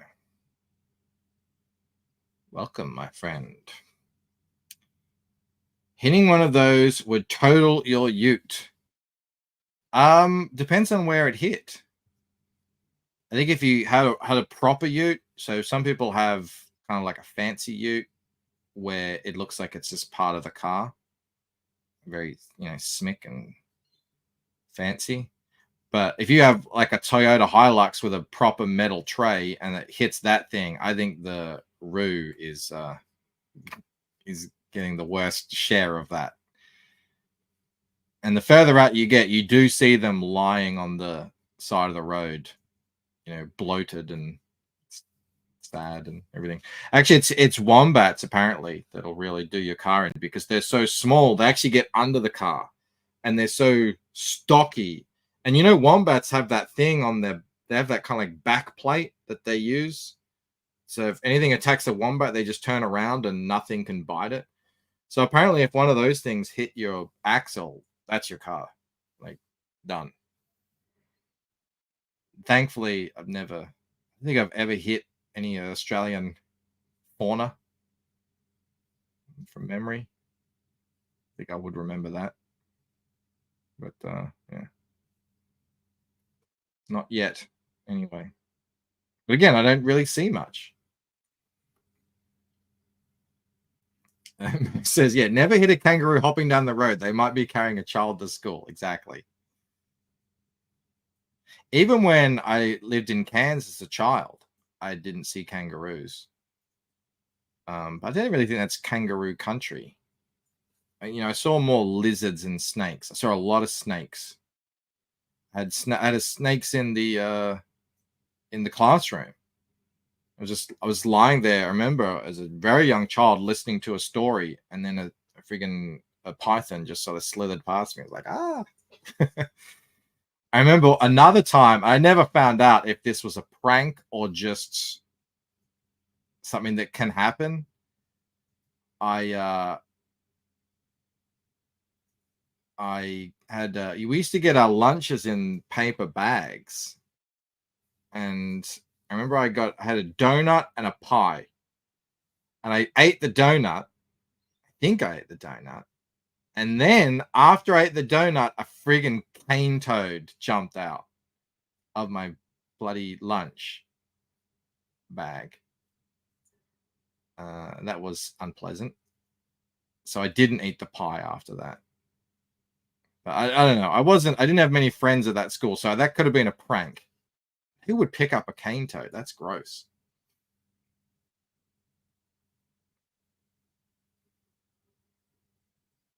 Raiden says, they hit a kangaroo in the show Mr. In Between. I'll never stop bringing up that show. It's great. We tried watching it, and it is great. I agree. But it's so... I just was stressed watching it. I don't know. Is it old age? I just can't. I just find these shows that are so stressful like this. Like, I don't know if I could even watch Breaking Bad anymore at this age. I'm just sort of like, I want to relax. I'm not like Mr. In Between is full on. But it is, I do recognize it is a great show. I don't know if it's for me anymore. And it is so Australian, obviously. It's kind of like a Chopper TV show.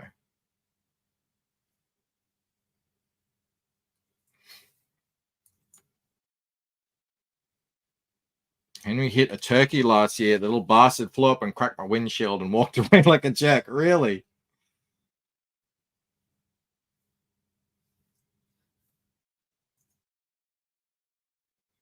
Yeah, that was a funny thing, seeing turkeys walking around in Florida. I don't really get that. We have bin chickens, and we have other little water birds and stuff. I saw an albatross once. That thing was massive.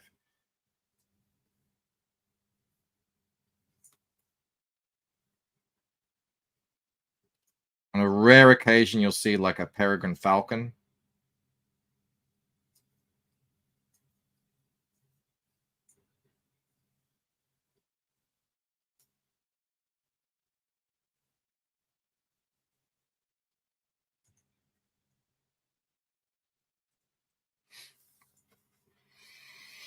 Mr. In Between was amazing. You guys have it. It's like horror movies. I know that's different. I don't watch horror anymore either. Like, I've had enough. Have at it. Enjoy yourself. No, I say that, and we do watch, like From and Stranger Things, which is sort of like have horror elements in them, but I don't feel like they're as grueling.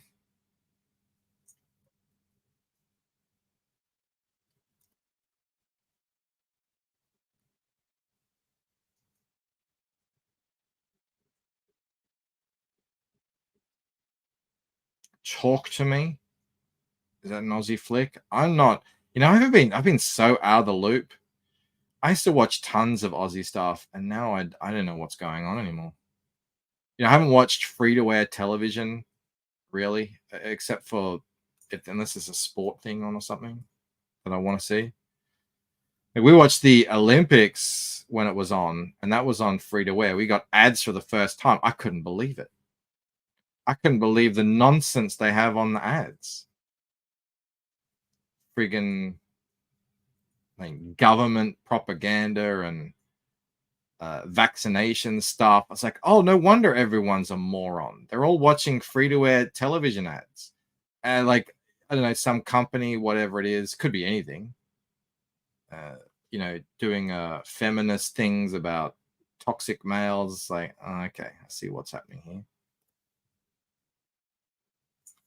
They're all watching free-to-air television, getting a daily dose of propaganda. I didn't realize people were still watching that, but they are.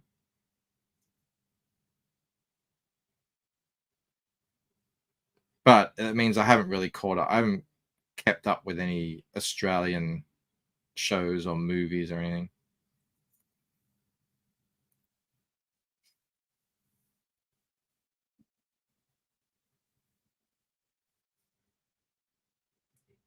Those spurts in this screenshot are awkwardly placed. Which spurts?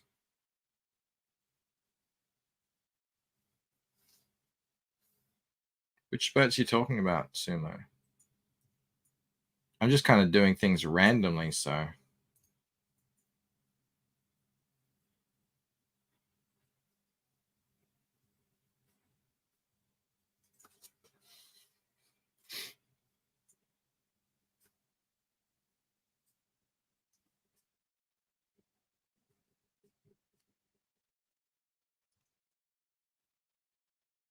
The ones that are heading straight for Grandpa's face. Oh, yeah. I did them originally. Yeah, I'm going to get rid of them. That's like way too big, but I can get rid of them now. I don't know if that's how I'm going to do the ending. I'm going to reference what I did last time. It's sort of more a bit like, I don't know. We'll see. I'll figure that out.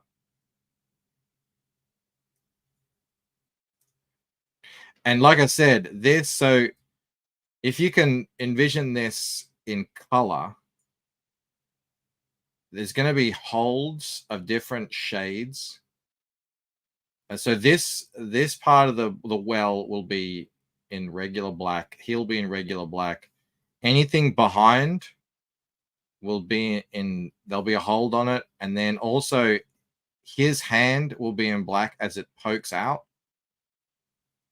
But he won't be. He'll be behind. This whole thing here, you can see I've got bubbles here. This whole part here will be behind a wall of water.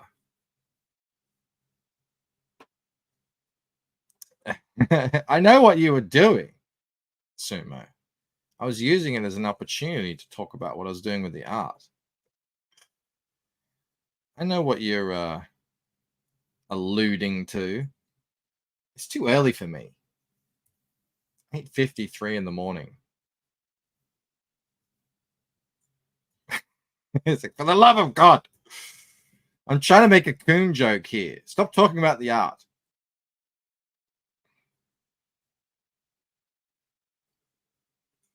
Can't a man joke about creepy grandpa jizz face? You gaslighter.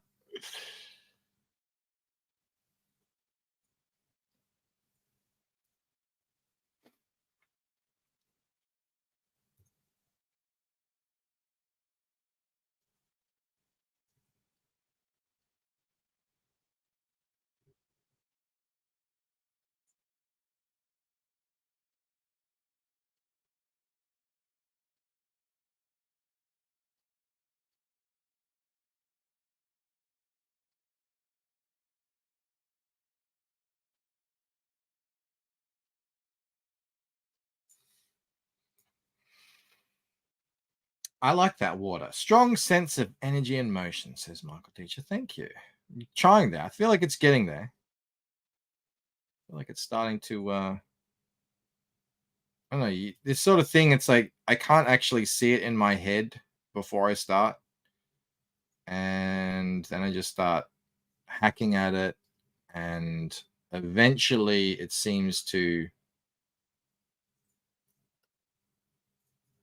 start to look like what I want it to look like. Usually, not always. Sometimes it has in the past. It's been a complete fail, but this time it seems to be working.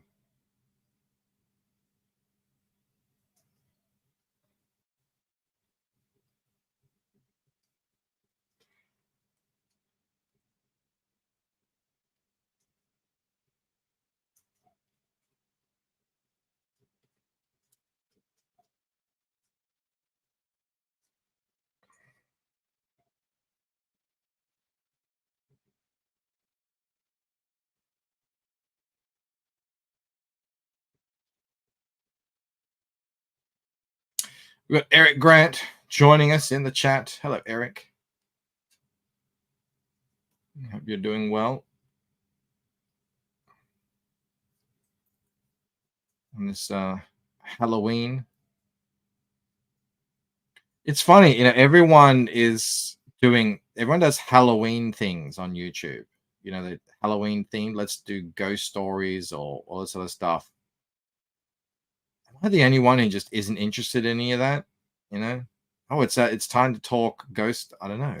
Am I a curmudgeon now? I could just be getting old.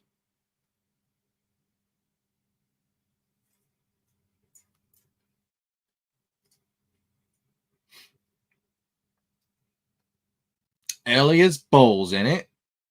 Currently eating brekkie. I've been up since 5, Eric. I've been up drawing. I'm trying to get back into a bit more of a regular drawing schedule. So I gave myself a little bit of not a break. I never took a break. I just didn't really wasn't so strict about, getting up and drawing, but I feel like it's time. I feel like it's time to get back into the swing of things.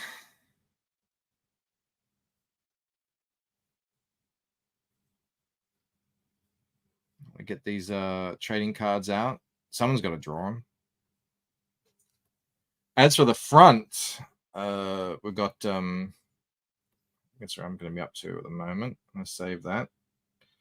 Almost 9 done out of the 11 I need to do, but then I've got to draw the backs. And I always say, oh, it's not going to take that long, but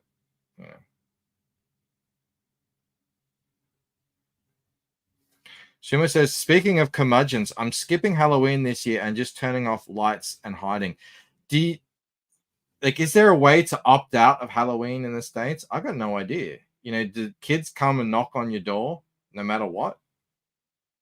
Because that would be annoying. Here, they only knock on your door if you put out Halloween decorations. Otherwise, yeah. But if it was just like, you're in no matter what, that would, yeah, I can see that being annoying. I've actually started flatting this. Stick up a sign that says, sorry, no candy. Yeah.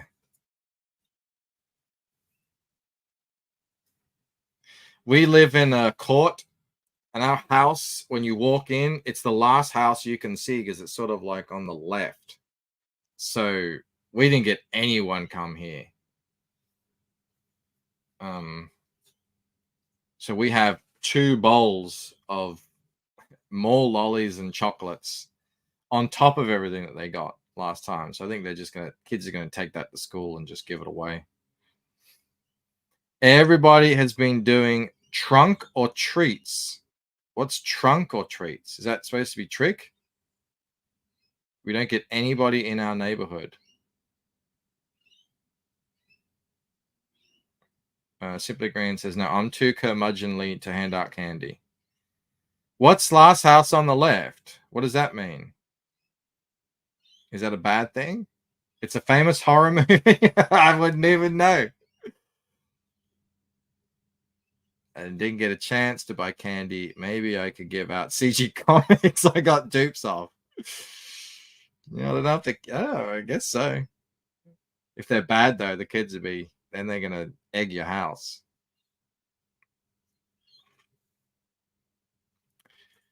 All right, I think that's going to be it for me. As I said, please do go and give me a follow if you go just join the site. You know, there's tons of free stuff to read over on Global Comics. You know, you don't. So a lot of the stuff is, you know, you get to get the first 10 pages or so, but there are a bunch of free stuff as well. I don't know how good it is. I've been told this one is fantastic, Falling Awake. I'm going to read that before Chris comes on. You know, this will be a lot of like web comic stuff that's free. But I think it's like $7 a month or something. Don't quote me on that. And you can read everything on there, the whole site. So go check it out. You can check out the Lucent on there. But that's going to be it for me. I'm going to go get ready for work. And I will see you tomorrow. What are we doing tomorrow? Oh, we've got Star Noir fella coming back on. We'll check out. He's got his third book. I suppose that means I better read the second one. All right, I got to do that tonight too. So much to do. Whoa, like falling asleep, but the opposite. Wow. All right, everybody. Thank you very much. And I'll see you tomorrow. All right, guys. Bye. Where's my outro? Where is it? Oh, there it is. Bye. Perth made an Australian video, and I wasn't even in it.